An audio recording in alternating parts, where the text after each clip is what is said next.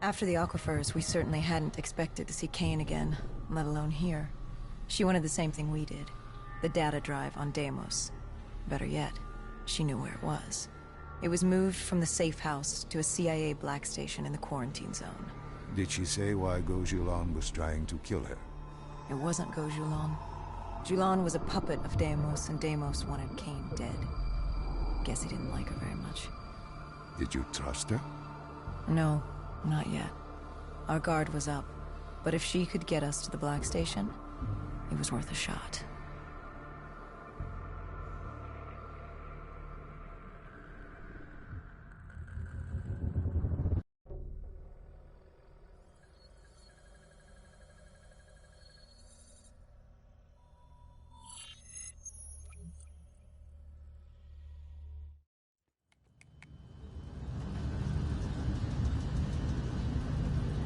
The Singapore quarantine zone.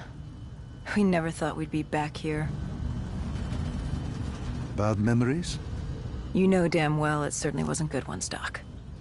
The place was a living, breathing reminder of the incident 5 years ago. We'd be in and out quick. We weren't staying any longer than we had to.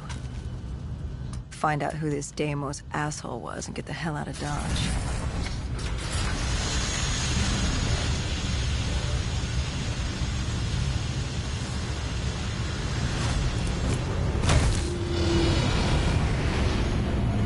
Kane said the data drive on Deimos was encrypted and separated into 2 pieces. We needed both to access the drive.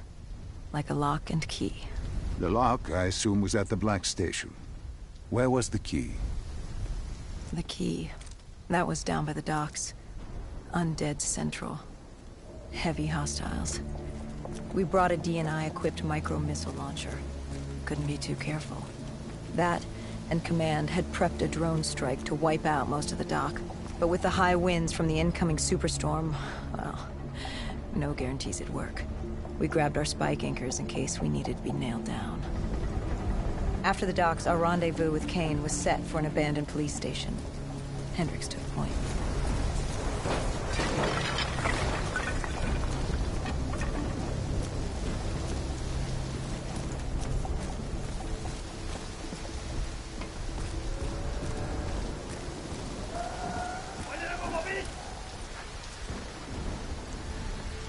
More vultures. Preying on the weak. Since the fall of the Immortals, they'd inherited all of Singapore. Turned the place into some twisted version of the Wild West. After the events at the safe house, we caught their attention. They weren't exactly thrilled with us on their turf, and were taking it out on the locals to find us. Why didn't you step in? You could have saved them. Calculated risks. We needed to stay quiet and lay low. But there's always a chance, isn't there? Chance is a billion-sided die. You like the odds of that? If they didn't die today, they'd die tomorrow. If not tomorrow, the day after. One way or another, death was coming for all of us. Nobody was getting out alive. If we tried to save them, it could be our necks in those collars. We weren't there to save 2 people. We were there to save all the rest of us. We needed to get to the black station, raising as little alarm as possible. The last thing we needed was a dead and vultures after us. Turns out the odds were already stacked against us.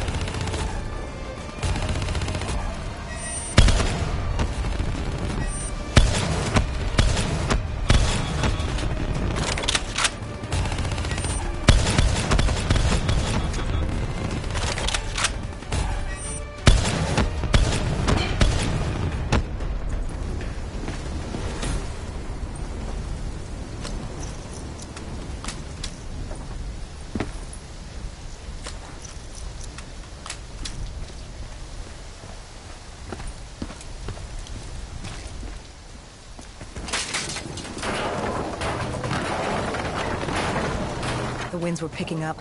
The superstorm could hit at any moment. Good thing we grabbed those flares.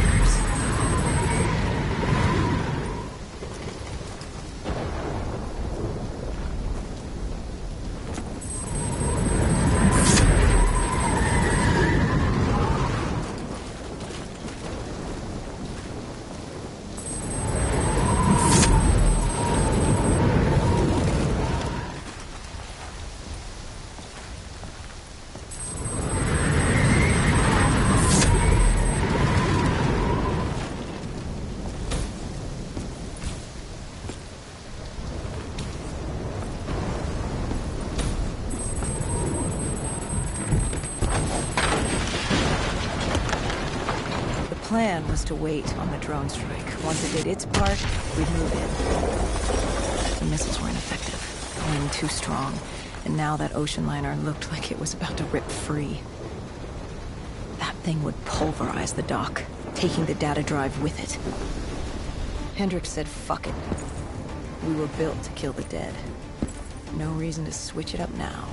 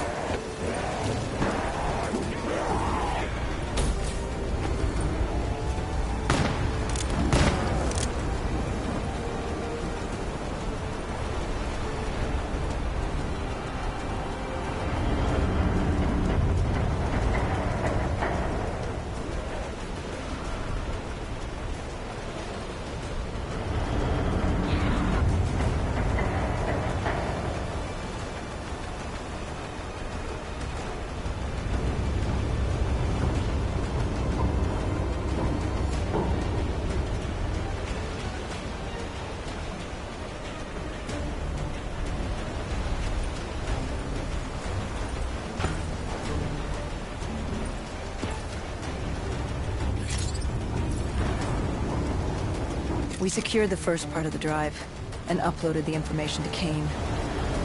Hendricks moved to sweep the wheelhouse. The howling wind told us we had to hit it fast and quick.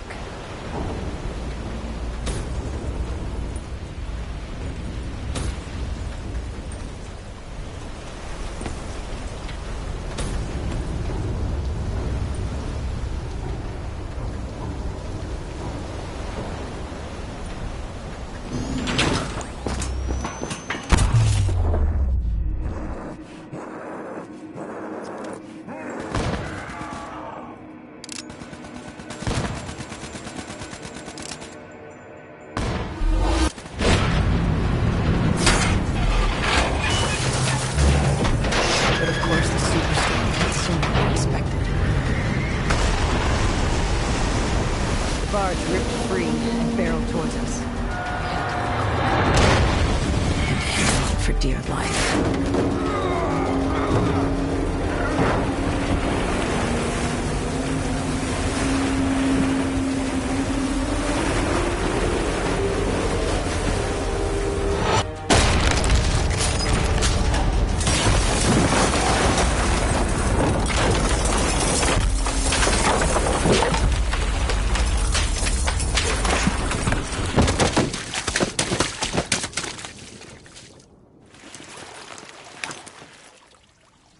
We'd been set to rendezvous at an abandoned police station, but we were off route.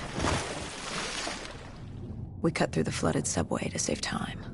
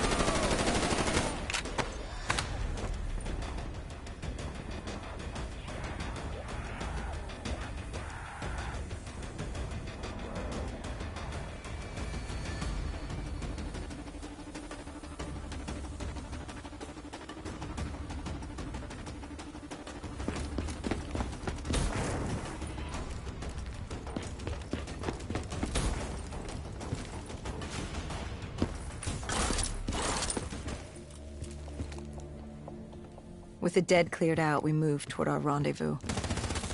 Turns out we weren't the only living things in there. A vulture got the drop on us, determined to reduce us to scrap metal. He'd hit a big payday with us cornered. You were a payday to him? How so? We were dead killers. You break us down to spare parts, you can fetch a pretty penny on the black market. But you were there to fight the dead. You were an ally. Maybe in 2070, when we were the saviors of mankind. By 2075, everybody wanted a piece of us. This guy would have gotten his share, too. But Kane did her part to make sure that didn't happen. She was well trained. Was she CIA? Winslow Accord? She was just someone who was always in the right place, at the right time. Before we could move on the Black Station, we had other problems. What had gone wrong? We hadn't taken the scavengers into account. They'd figured out they had dead killers in their midst. Kane told us they had a comms relay ahead. If we scrambled them, it could lead the vultures away from the Black Station, at least long enough for us to get what we needed. So much for maintaining a low profile, I suppose. What did I tell you? The thing about dead killers is there's always a plan B. You don't create the problems, just the solutions. You adapt to what's thrown at you. Adapt or die. Yeah. Adapt or die. We plan to regroup with Kane outside of Chinatown.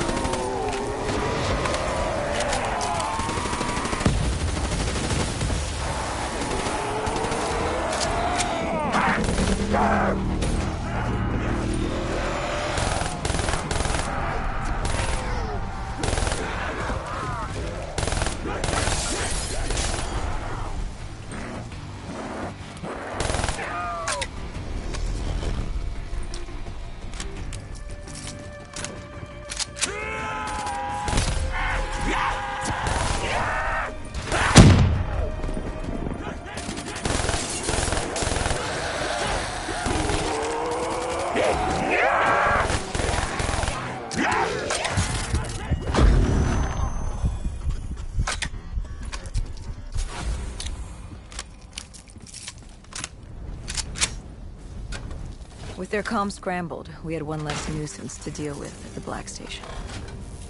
Now to get the drive and get the hell out of this shithole. You couldn't take being here, could you? You felt haunted coming back to this city.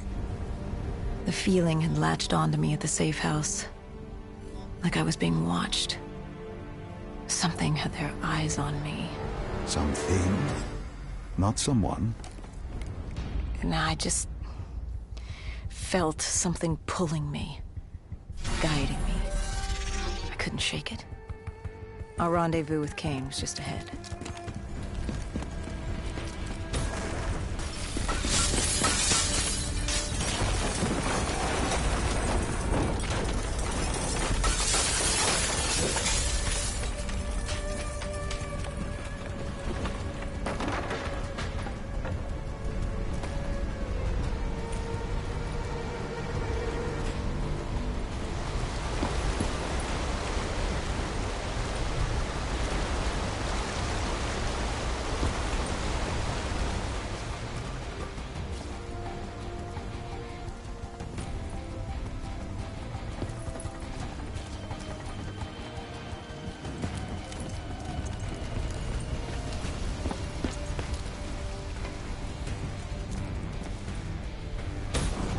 By the time we rendezvoused with Kane, the dead were crawling all over the street.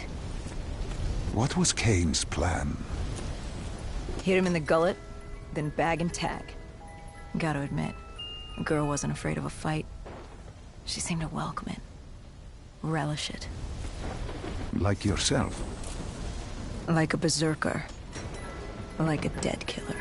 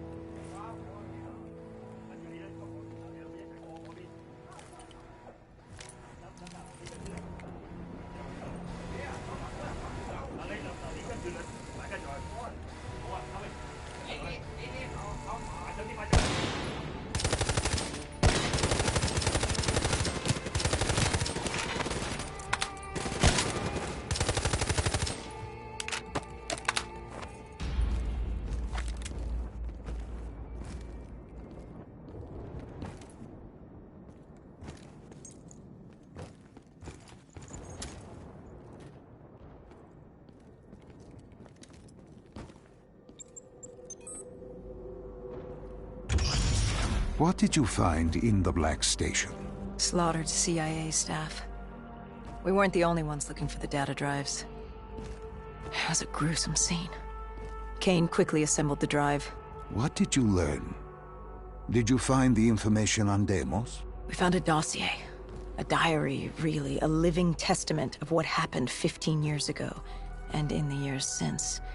It explained Project Corvus, a CIA mind control experiment. These scientists had combined two ancient biochemical compounds, Nova-6 and something called Element 115.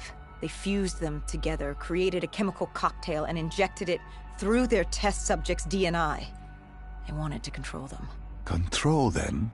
Those corpses, below coalescence in Project Corvus, they weren't patients. They were prisoners, the criminally insane. The scientists believed they could make them well again, make people better. But instead, they opened the gateway. A gateway to Malum. It's another dimension filled with absolute evil. It sounds crazy even saying it now, but they opened it not realizing what they'd done, and they let him through. Deimos. Deimos, demigod of dread and terror. He caused the Coalescence disaster, unleashed 6115 upon the world, creating the undead that roamed the earth. There were details on Taylor's team. They were working for Deimos. Helped him trigger Armageddon. There was also other information on his sister, Dolos, demigoddess of trickery and deception. Deimos, he didn't like her very much. And the researcher? Did he have a name? Who wrote this document? Yes, it was... Wait. Holy shit. Dr. Salim. It said Dr. Salim. It was you. You wrote the dossier on Deimos. You were the man behind Project Corvus.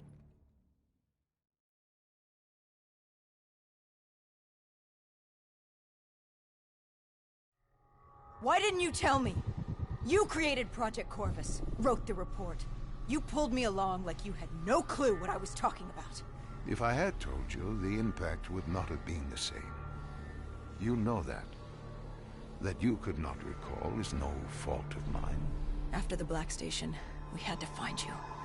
Find out what you knew. I was in Cairo at the time. Your friend, Khalil. He brought you to Ramsey Station. Humanity's last holdout in Egypt. We knew who Deimos was from, but we didn't know why.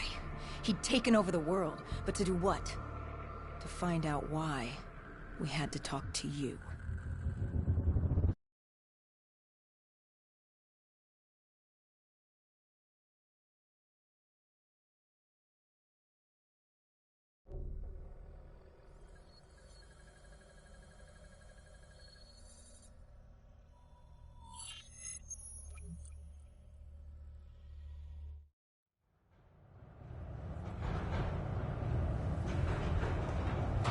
Pieces were coming together. Virus 6115, Taylor's team, the undead. It all came back to Deimos. All we needed was you. Hendricks was unhinged.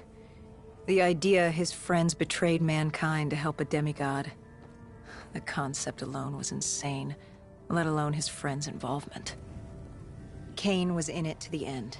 By now, she was as obsessed with stopping Deimos as we were. We weren't ready for Cairo, no matter what we thought. This place. If there was ever a place that was hell on Earth, this entirety of northern Africa had fallen to the undead. The walls were covered with memories of the dead, those taken by 6115, lost to this wasteland, the desert for the undead. It was the last place on Earth you'd want to be. But you chose to hide there. Why? For that very reason. I hoped no one would come for me. Why? What were you running from? From what you sought. Deimos. Khalil was waiting. He was holding you in an interrogation room. How was Khalil?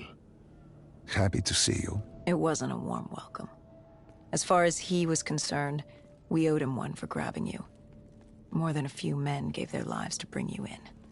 He hoped it was worth it. He was angry? He was tired. Tired of fighting a losing battle. Khalil was a realist. He'd fight to the death for country.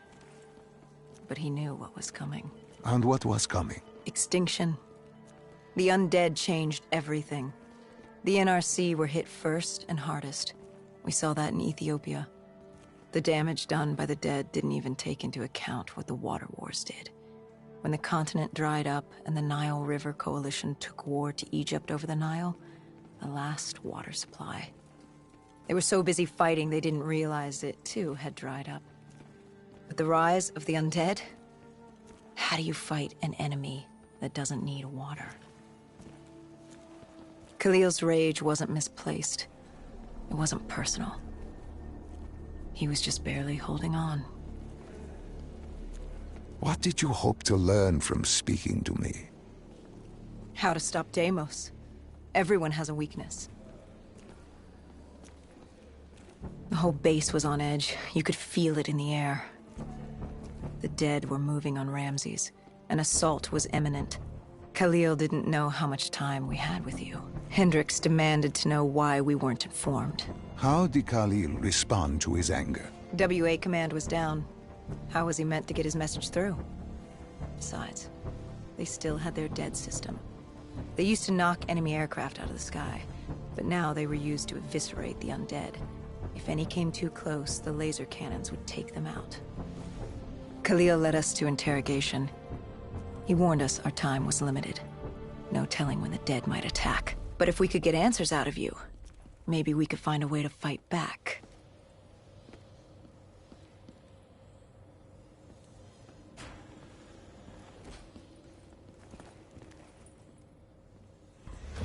You certainly weren't too happy to see us. You say it like I had a choice in the matter. With no time, we needed you to be willing to talk. The truth serum would make you relax, more willing to divulge. Hendricks told us to take a walk. He asked about Taylor and Deimos. He wanted you to connect the dots. And I told him Deimos controlled them. Your friend Bishop was correct. There was a brain manipulating the undead. It was Deimos. Deimos realized he could access a person's DNA. He could possess them, inhabit them, consume them. He didn't need to turn them. Like puppets on strings. The undead are mindless creatures, but Taylor's team, Gojulan, anyone with DNI, they could be hosts. They were slaves to do his bidding. Hendricks wanted to know why. We both did. For many years I had studied Deimos and his dimension Malum, a place of unspeakable evil. He had been pulled to Earth, yanked from his existence by accident. Trapped here, he saw opportunity to enslave humanity and use them to wage an unholy war against... The demigoddess. His sister. That was it? We were just a chess piece? Our entire existence was just... a pawn in a much larger game in a universe far bigger than you realize. Humanity is an anthill. Deimos and Dolos are two children fighting over the magnifying glass. But Hendricks was desperate. He wanted to know how to kill Deimos. You told him he couldn't. How does one kill a god? You can't. The only way to defeat him, the only way to sever his control over the undead, for Bishop Surum to work and save humanity, was to send him back to Malum. And to do that, we needed to open the gateway. As we are doing now by walking through your memories.